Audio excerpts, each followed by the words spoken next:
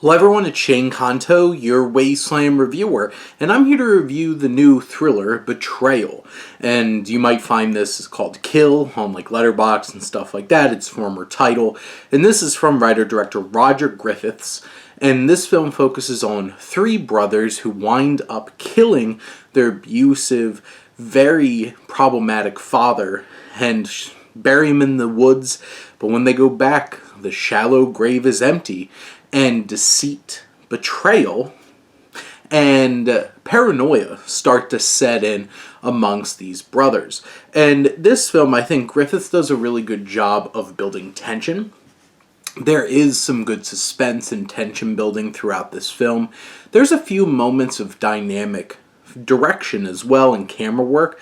There's this POV like rifle shot as like somebody's going through a house and you see it through like the sights of a rifle, which I thought that was pretty cool. Like, this movie didn't need to go there, but it has some of those moments that stand out from a filmmaking perspective. Now, where the real filmmaking goes in is building that tension, and this film puts you on edge the whole 94-minute runtime of the film. Sure, narratively, I feel like this film's a little loose and gets a little repetitive at times, but it's all trying to build up the baggage that makes this situation so poignant and impactful.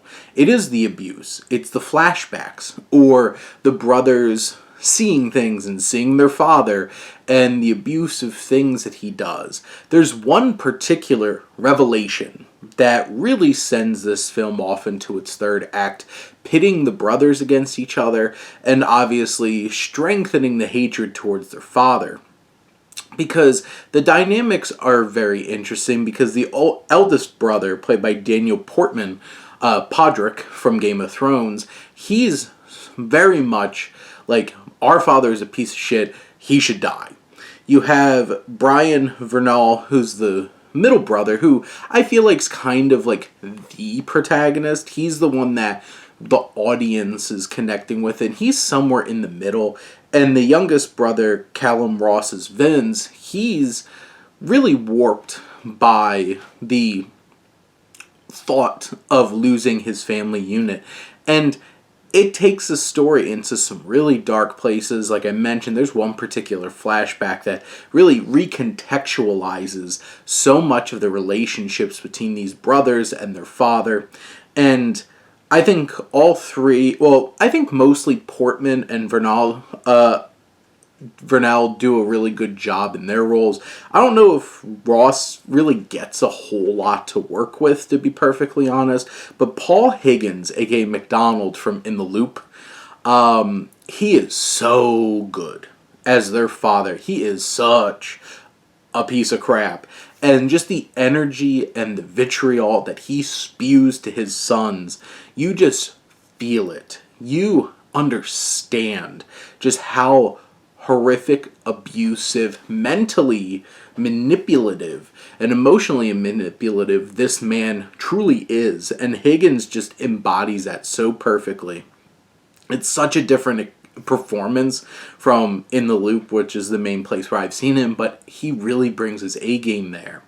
And what's interesting is, like, not to go to this place, but this whole cast are a bunch of non-traditionally handsome actors. It's like, these are not leading men type. This is a bunch of really talented actors who are in this boiler pot of tension. And they bring their A games from a performance perspective and really deliver on this film and give the audience something thrilling to experience for 94 minutes. And by the end, there is so much weight to the themes and the motifs in relation to trauma and abuse and generational trauma and that cycle of abuse, and how this all clicks together. And by the time you're done with this film, there's some catharsis that I feel like is pretty impactful. But those are my thoughts on Betrayal. Let me know what you think. Let's talk some movies. But thank you as always for tuning in and supporting your Wasteland reviewer.